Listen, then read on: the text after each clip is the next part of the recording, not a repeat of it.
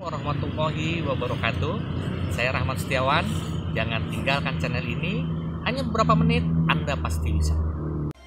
Kali ini kita akan membahas tentang manajer. Merupakan seri kedua dari ilmu manajemen yang telah kita sampaikan di seri pertama. Nah, apa sih manajer itu atau siapa sih manajer? Manajer adalah orang yang menjalankan proses dari manajemen yang kita bahas waktu pertama kali itu. Nah, dia seperti siapa? Sebenarnya dia seperti seorang kapten kapal yang menjalankan kapal menuju tujuannya. Gitu. Dia akan menggunakan resources yang ada di dalam kapal itu sebaik mungkin, seefektif dan seefisien mungkin. Kemudian memastikan jalannya kapal itu berjalan dengan lancar. Nah, kemudian karena organisasi itu ada yang besar dan kecil, maka manajerial itu dibagi beberapa level. Robin dan Coulter membagi atas 3 level saja, yaitu first line manager yang bergerak pada level operational level, yaitu orang yang bergerak bertanggung jawab pada level pengawasan sehari-hari. Kemudian middle manager adalah orang yang bergerak atau bertanggung jawab pada level technical, departemen atau divisi. Seperti misalkan bagaimana mengelola sumber daya yang dia miliki, baik keuangan, sumber daya manusia, penjualan, sales, atau service. Sementara yang ketiga adalah top manager. Orang ini adalah orang yang bergerak di bidang strategic thinking, gitu ya. Bagaimana berpikir keseluruhan atas kesuksesan dan kegagalan dari sebuah organisasi. Nah, kalau secara sederhana peran dari ketiga ini mungkin dapat kita jabarkan secara sederhana seperti ini. Ketika kita bicara top manager misalkan, maka top manager adalah perannya menentukan tujuan dan strategi jangka panjang. Kemudian misalkan dia punya planning bagaimana melakukan ekspansi perusahaan ke negara lain misalkan. Kemudian tentunya mengkomunikasikan ke semua manajer. Nah, middle manager ketika dia udah tahu apa itu tujuan dan strategi dan apa yang menjadi jangka panjang dari perusahaan misalkan ekspansi, maka dia untuk misalkan middle manager sumber daya manusia dia akan menentukan jumlah karyawannya berapa sih, apa budaya perusahaan yang ada di negara tersebut. Kemudian ketika kita bicara middle manager sales mungkin dia akan menentukan harga.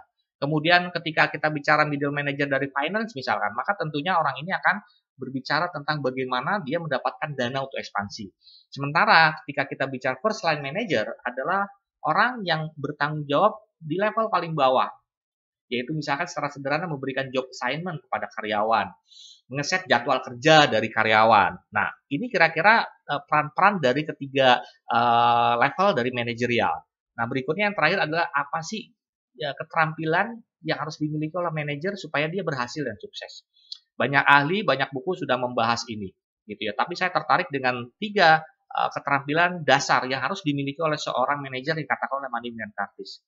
Apa itu? Yaitu yang pertama adalah konseptual, yang kedua adalah sosial, dan yang ketiga adalah operational.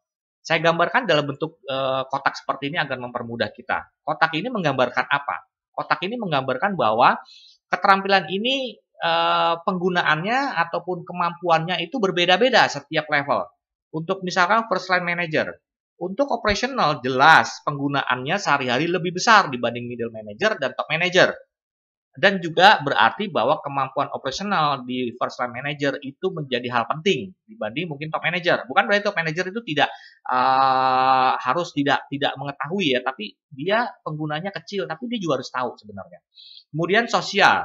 Sosial menurut Manning dan Curtis komposisinya harus sama antara first line manager, middle manager, dan top manager. Jadi mereka memiliki porsi yang sama ketiga-tiganya. Kenapa? Karena secara sederhana manager adalah orang yang menggunakan orang lain untuk mencapai tujuan kan, sehingga otomatis pengetahuan sosial atau human ini harus sama. Kemudian yang ketiga adalah keterampilan konseptual. Tentunya top manager memiliki penggunaan konseptual lebih besar dibanding mungkin yang di bawahnya. Otomatis keterampilan ini juga harus dimiliki lebih besar oleh top manager. Dia harus lebih ahli tentunya dibanding first line manager. Tapi first line manager juga tidak boleh tidak ada tentang konseptual. Dia harus punya ini walaupun dia mungkin kecil, gitu ya. Nah, apa pengertian dari masing-masing ini? Konseptual, kita bicara dari operasional dulu. Operasional itu apa? Yaitu melaksanakan metode, proses, peralatan, mesin. Jadi orang ini adalah memiliki keterampilan di bidang benar-benar proses dari di lapangan gitu ya, menjalankan mesin, SOP-nya seperti apa, metodenya seperti apa, dan lain sebagainya. Sementara sosial adalah yang berkaitan dengan ilmu perilaku, yang berkaitan dengan human touch, interpersonal skill, komunikasi atau hubungan dengan orang lain.